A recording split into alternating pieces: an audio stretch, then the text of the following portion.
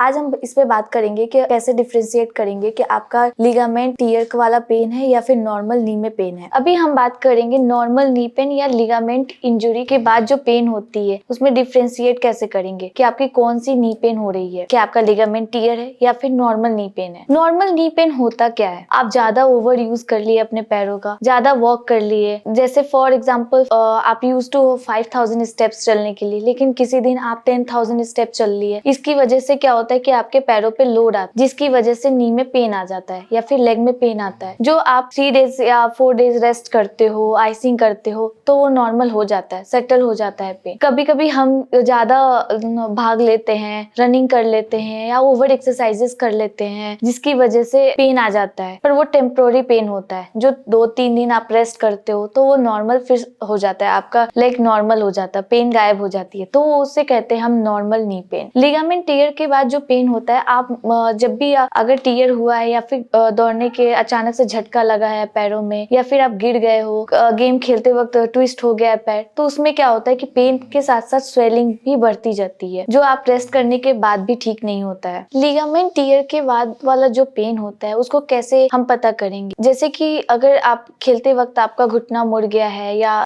झटका लग गया है जिसके वजह से पेन आ रहा है, तो आप जब भी सीधा करोगे पैर तो सीधा करने में आपको पेन होगा, स्ट्रेट नहीं होता है पैर, या बेंड करोगे तो बेंड नहीं होगा, लॉक हो जाएगा, वॉक करते करते अचानक घुटना लॉक हो जाएगा, मुड़ नहीं पाएगा। उस टाइम पे वो जो पेन होता है वो लिगामेंट इंजुरी वाला पेन होता है। जब लिगामेंट टियर होता है तो उसमें क्या होता है, आपकी स्वेलिंग जो है वो बढ़ते जाती है, पेन इंक्रीज होते जाता है। आप आइसिंग करते हो, 3 डेज रेस्ट भी करते हो, तब भी वो पेन नॉर्मल नहीं होता है। नॉर्मल नी पेन में क्या होता है कि 3 डेज जब हम रेस्ट करते हैं, 2-3 डेज, तो वो पेन जो होता है वो नॉर्मल हो जाता है, सेटल हो जाता है। पर लिगामेंट टियर में क्या होता है कि पेन के साथ साथ स्वेलिंग भी बढ़ती जाती है, नॉक हो जाता है नी, बेंड करने में आपको प्रॉब्लम होती है, सिर्फ जब भी आप उठते हो तो पेन आता है, घुटना बेंड करते हो तो पेन आता है, नी को बेंड करके बैठते हो तो पेन आता है, स्वेलिंग इंक्रीज होती जाती है, आइसिंग कितना भी करते हो स्वेलिंग कम नहीं होती है, रिड्यूस नहीं होती है। तो ऐसे आप पता कर सकते हो कि लिगामेंट टियर के बाद वाला पेन है या फिर नॉर्मल नी पेन है। अगर आपके नी में पेन है या फिर अगर आपकी इंजुरी हुई है तो आप हमें डीएम कर सकते हो, कमेंट कर सकते हो, या नीचे दिए हुए नंबर पे कॉल करके हमसे कंसल्ट कर सकते हो। कोई भी क्वेरीज हो तो आप हमसे कांटेक्ट कर सकते हो। Thank you.